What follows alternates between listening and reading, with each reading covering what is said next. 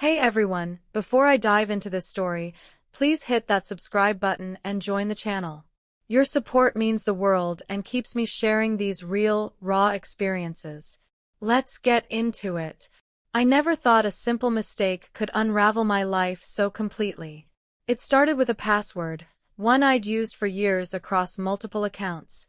I wasn't careless, or so I thought, just a busy woman juggling work, family, and a million little responsibilities. My email, social media, even my banking apps all shared variations of that one password. It felt secure enough, a mix of letters and numbers I'd memorized like my own name. But one day, I got a notification that stopped me cold. Your account has been compromised. My stomach dropped as I clicked the link, expecting a quick fix. Instead, I found my email wide open, my personal details spilled across the dark web. Hackers had my password, and they weren't just lurking, they were acting. My private messages, photos, and even financial records were no longer mine. The nightmare was just beginning, and I had no idea how deep it would go. I felt violated, like my life had been cracked open for the world to see. How could I have been so naive? I scrambled to change passwords, but the damage was done. The worst was yet to come. The first sign of trouble was a post on my social media I didn't write. It was a cruel, mocking message, laced with personal details only I would know. It targeted my friends, my coworkers, even my family, twisting my words into something vile. I deleted it as fast as I could, my hands shaking, but screenshots spread like wildfire. People started texting me, confused, angry, or worse, silent. I tried to explain it wasn't me, but the doubt in their replies cut deep. The hackers had dug through my emails, pulling out private conversations, and now they were posting them publicly. My inbox became a weapon, every secret I'd shared now ammunition. I felt like I was drowning in shame, unable to stop the flood. Work colleagues began avoiding me, their whispers loud enough to hear. I couldn't sleep, checking my accounts obsessively, terrified of what might appear next. Each notification felt like a punch to the gut. I was losing control, and no one seemed to believe I was a victim. My family's reaction hurt the most. I'd always been the responsible one, the daughter who had it together. But when those posts hit, my parents called, their voices heavy with disappointment. "How could you let this happen?" my mom asked, as if I'd invited the chaos. They didn't understand hacking or the dark web. To them, I'd been reckless. My sister stopped returning my texts, saying she needed space from the drama. Even my kids, too young to fully grasp it, sensed the tension. They overheard arguments, saw my tears, and asked why everyone was mad at me. I tried to shield them, but the leaked messages included private family moments, twisted to look shameful. Friends I'd known for years unfollowed me, some even blocking me outright. The isolation was suffocating, like I was being erased from my own life. I kept refreshing my feeds, praying the posts would stop, but they didn't. Each one chipped away at my identity, leaving me exposed and alone. I contacted the police, hoping for help, but they were out of their depth. Cybercrime wasn't their forte, and the officer I spoke to seemed more confused than I was. He suggested changing my passwords, advice I'd already followed, and said they'd look into it. I felt dismissed, like my crisis was just a nuisance. I hired a cybersecurity expert, draining my savings to afford her. She found traces of the breach, a phishing email I'd clicked months ago, a tiny mistake that gave hackers everything. She locked down my accounts, but the leaked data was already out there, shared on forums I couldn't access. Every day, I Googled my name, dreading what I'd find. My photos, my private thoughts, even my home address were circulating. Strangers sent me messages, some cruel, some threatening. I stopped answering my phone, terrified of who might be on the other end. The world felt hostile, and I was powerless to fight back. My life was no longer my own. Work became unbearable. My boss called me into her office, her face grim. The leaked posts had reached clients, and they were questioning my professionalism. I explained the hack, showed her the police report, but her eyes were cold. "This is a distraction," she said, suggesting I take time off. Time off? I needed my job to survive. Co-workers stopped inviting me to lunch, and I overheard them gossiping about the posts. I felt like an outcast, marked by a scandal I didn't create. The hackers had posted emails from my work account, too, making it look like I'd badmouthed colleagues. I tried to apologize, to explain, but no one cared about the truth. My reputation was in tatters, and I was fighting a losing battle. At home, I'd lock myself in the bathroom to cry, hiding from my kids. The weight of their judgment, even unspoken, was crushing me. I started getting strange packages at my house. Random items, cheap trinkets, creepy notes, sent by people who'd found my address online. One package had a photo of me, printed from a leaked album, with words scrawled across it. I called the police again, but they said there was no direct threat yet. No direct threat? My home didn't feel safe anymore.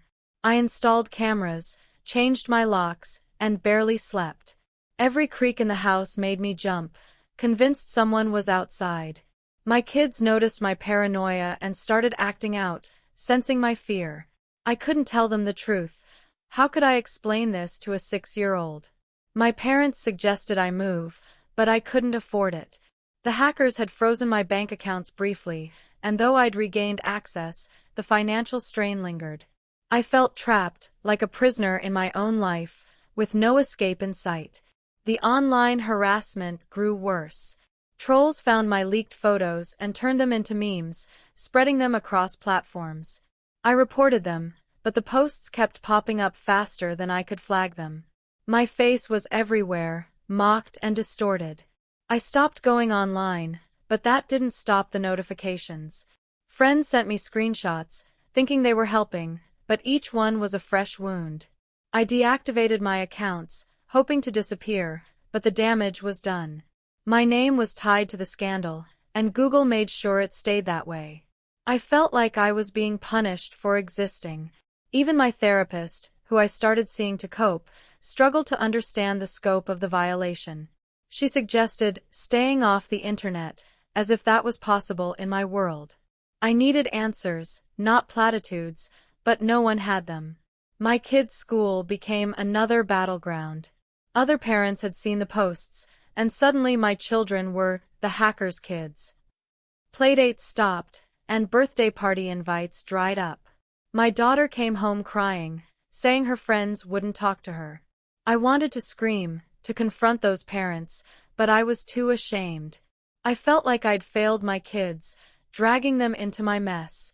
I tried to keep things normal, baking cookies and reading bedtime stories, but my voice cracked every time. The hackers had posted a private email where I vented about parenting struggles, and now strangers were judging my motherhood. Unfit, one comment called me. I internalized every word, questioning myself. Was I unfit? Had I caused this by being careless? The guilt was relentless, eating away at what little strength I had left. I found a support group online for data breach victims, a small lifeline in the chaos. Other women shared stories like mine, passwords stolen, lives appended. Their words gave me comfort, but also dread. Some had been fighting this for years. I learned about doxing, where hackers expose your private info to ruin you. That's what was happening to me. The group taught me to monitor dark web forums, but what I saw there made me sick. My data was being sold, traded like currency. I felt like a commodity, not a person. The group suggested legal action, but lawsuits were expensive, and the hackers were anonymous, likely overseas. I felt powerless, stuck in a system that didn't care. Still, the group gave me a spark of hope, a reminder I wasn't alone. But hope was fragile, and the nightmare kept growing. My health started to crumble under the stress. I wasn't eating, barely sleeping, and my hair was falling out in clumps. My doctor prescribed anxiety meds, but they only dulled the panic, not the reality. I'd wake up at 3 a.m., checking my accounts, terrified of new posts. My kids noticed I was distracted, always on edge. "Mommy, why are you sad?" my son asked, and I had no answer. I stopped going to family events, too ashamed to face my parents' judgment.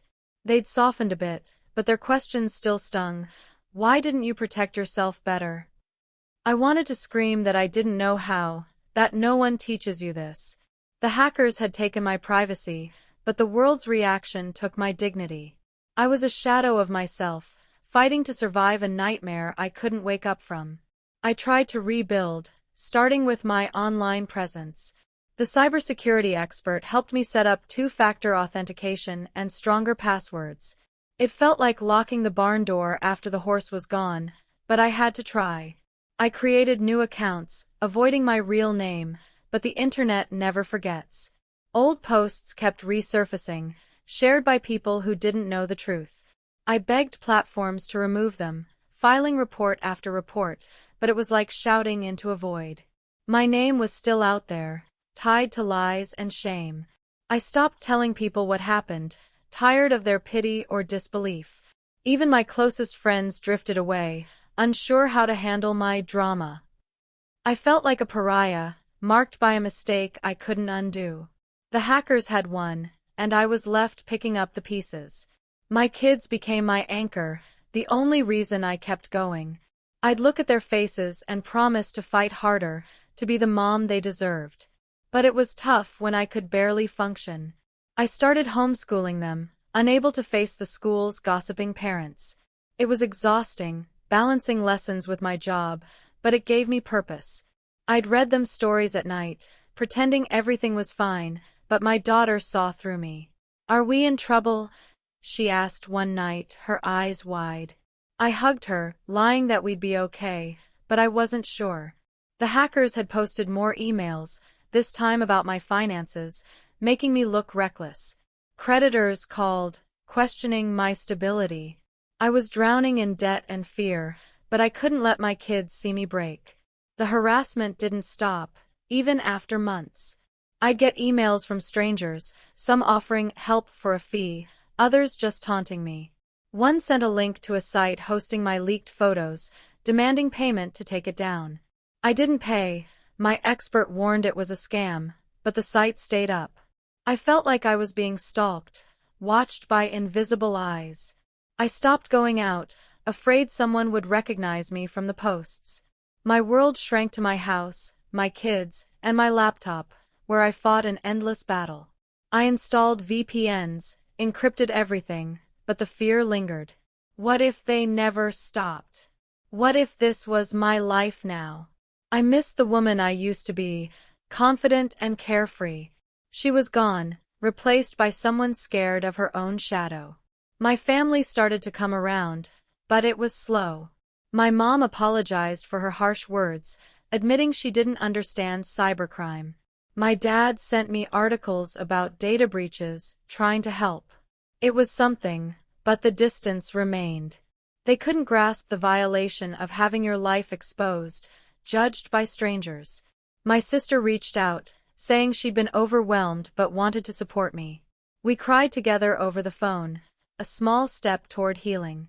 Still, I felt their hesitation, like they were waiting for me to fix this.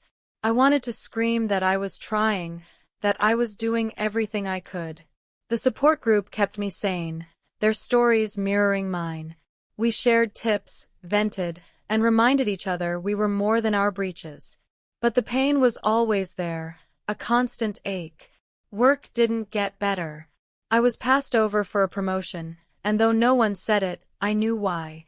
The leaked posts had painted me as untrustworthy, and my boss's suggestion to take time off became a warning. I started job hunting, but background checks brought up the scandal. One interviewer asked about it directly, and I froze, mumbling about a hack. She didn't call back. I felt like I was carrying a scarlet letter, visible to everyone but me. My savings were nearly gone, spent on legal fees and security upgrades. I took freelance gigs, working late into the night, but the income wasn't enough. My kids deserved better, but I was barely keeping us afloat. The hackers had taken more than my data, they'd taken my future. I started therapy again, this time with a counselor who understood cyber trauma. She helped me process the violation, the shame, and the loss of trust. I learned to stop blaming myself, though it was hard. "You didn't choose this," she'd say, and slowly, I started to believe her. I journaled, pouring out my anger and fear, trying to reclaim my voice. The support group suggested writing my story publicly to take back control. I hesitated. Could I handle more exposure? But I was tired of hiding, of letting the hackers define me. I started a blog, anonymous, sharing my experience. To my surprise, people responded, thanking me for my honesty. It wasn't much, but it felt like a step toward healing. I wasn't just a victim anymore.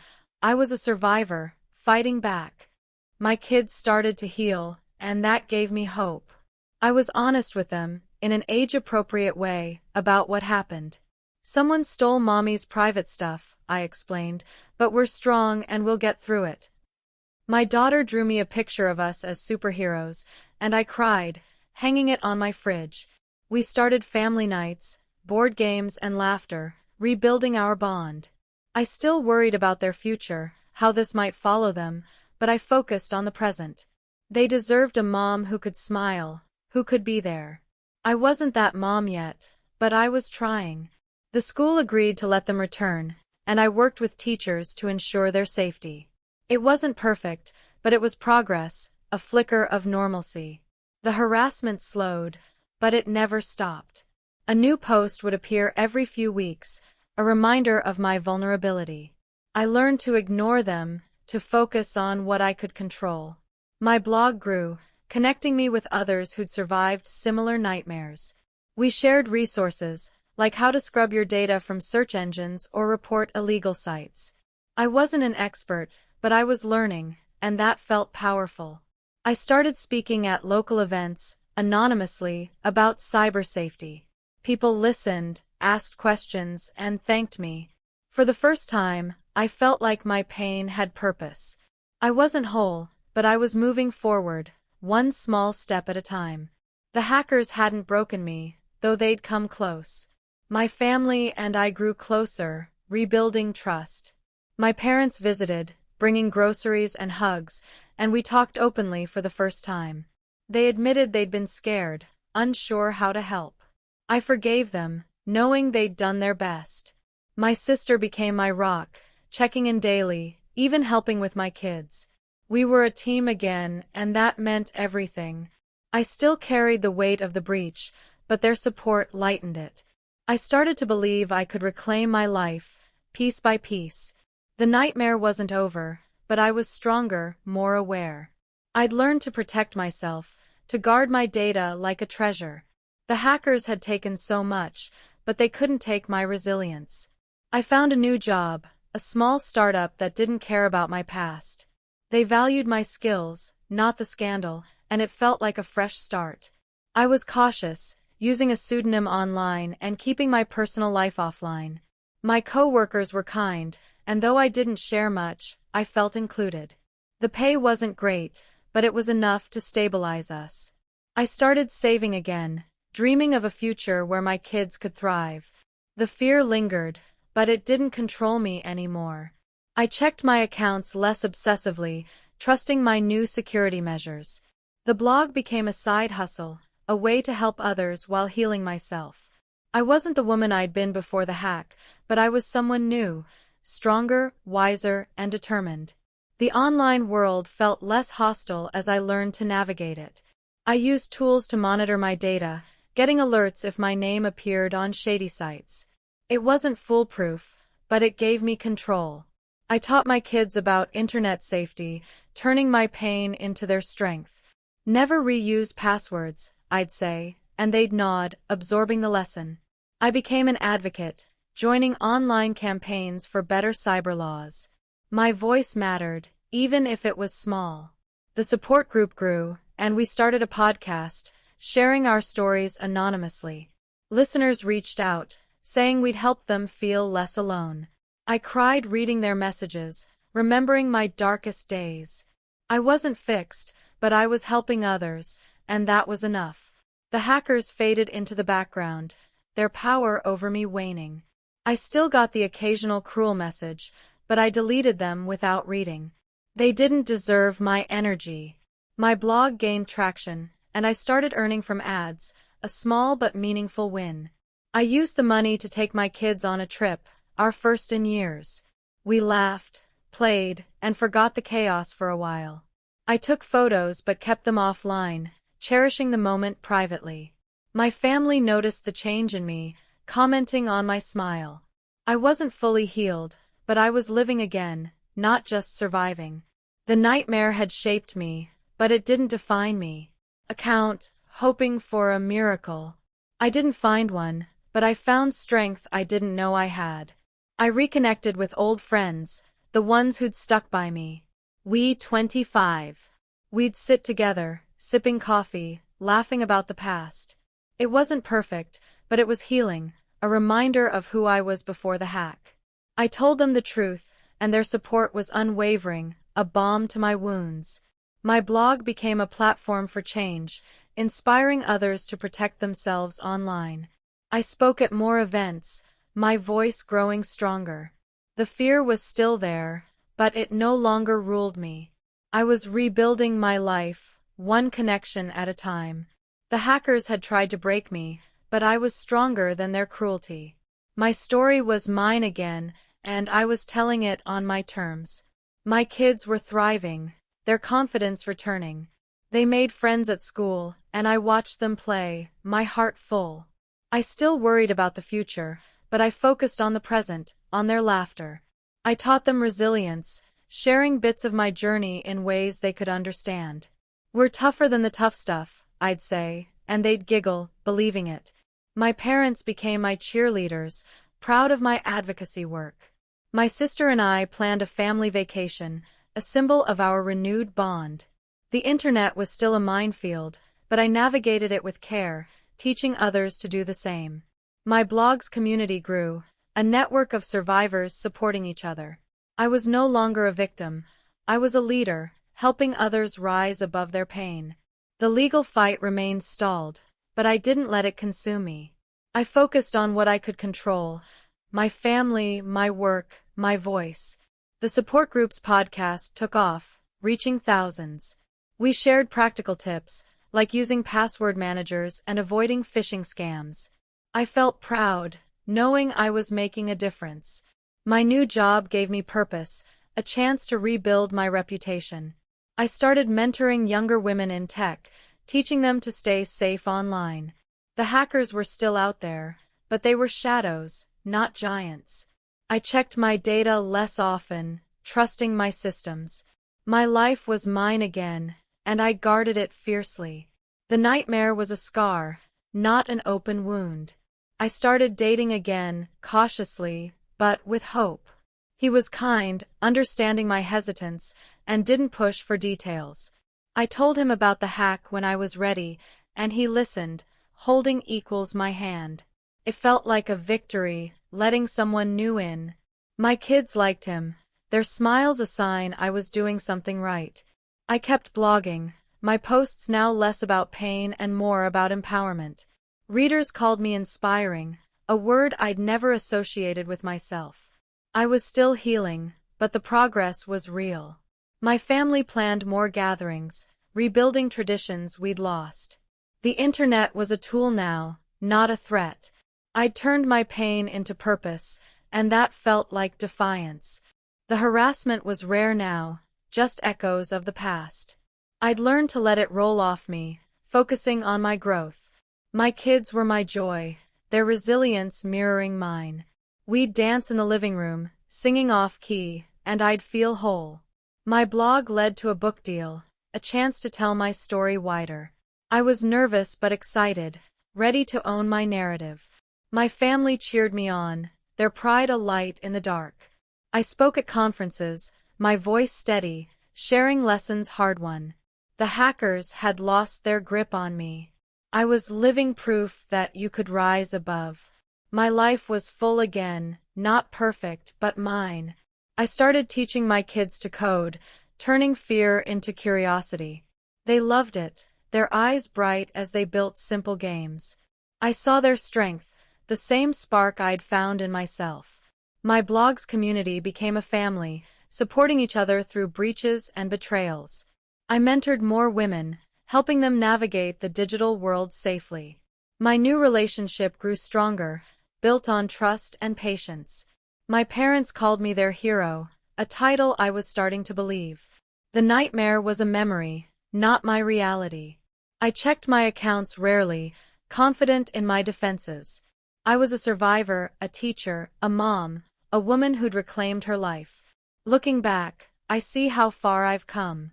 The hack stole my privacy, but it gave me purpose.